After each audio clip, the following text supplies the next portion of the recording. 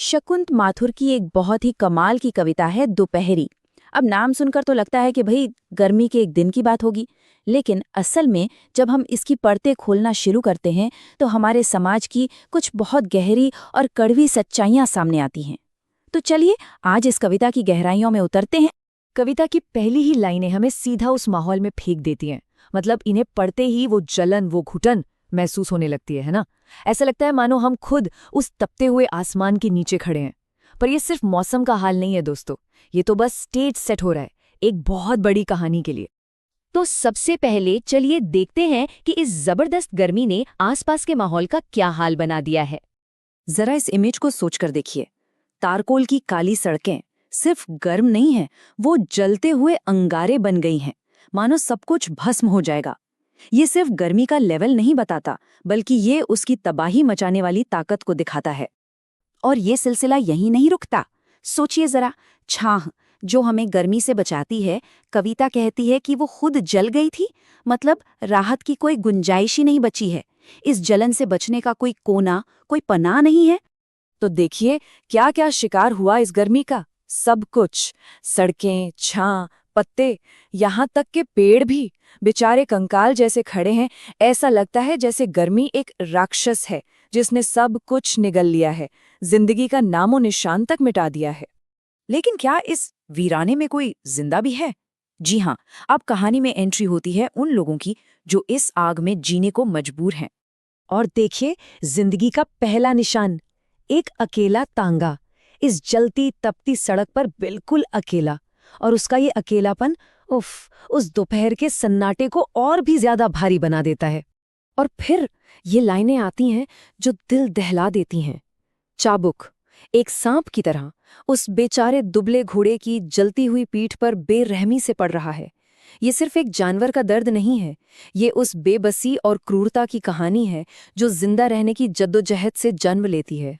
घोड़े के बाद अब नजर पड़ती है एक और इंसान पर, एक किसान जो मानो अपनी पीठ पर सिर्फ सामान नहीं बल्कि पूरी जिंदगी का बोझ उठाकर चल रहा है। वो हम सब के उस आम आदमी का चेहरा है जो हर हाल में बस चलता रहता है। और फिर ये लाइन, जूते फटे हुए जिनमें से थी झांक रही गांव की आत्मा, ये सिर्फ गरीबी का बयान नहीं है, ये बहुत गहरा है। वो फटे जूते वो गांव की उस आत्मा की निशानी है जो टूटी है पर हारी नहीं है, जो हर तकलीफ सहकर भी जिंदा है। अब तक हमने बाहर की दुनिया देखी, जलती हुई, संघर्ष करती हुई, पर अब कविता हमें एक बिल्कुल अलग दुनिया दिखाने वाली है। वो दुनिया जो बंद दरवाजों के पीछे है। बाहर का हाल तो ये है कि बेजुबान चिड़िया तक अपनी चोंच खोले हाँप रही हैं, छिपने के लिए कोना ढूंढ रही हैं। अब इस तस्वीर को दिमाग में रखिए, क्योंकि जो हम आगे देखने वाले हैं वो आपको शायद चौंका देगा। और बूम, सीन बदल जाता है। अब हम उस जलती सड़क से उठकर बड़े घरों के अंदर आ गए हैं, जहां की हकीकत बिल्कुल बिल्कुल अलग है। यही तो है कविता का सबसे तीखा व्यंग्य। सोचिए, बाहर एक घोड़ा चाबुक खा रहा है, एक किसान के जूते फटे हैं, और यहाँ बड़े घरों के पालतू कुत्ते बाथरूम में ठंडे पानी के पास आराम से आंखें बंद करके लेटे हैं। क्या जबरदस्त कॉन्ट्रास्ट है। यही दिखाता है कि कैसे हमारे समाज में किसी के हिस्से संघर्ष है और किसी के हिस्से आराम।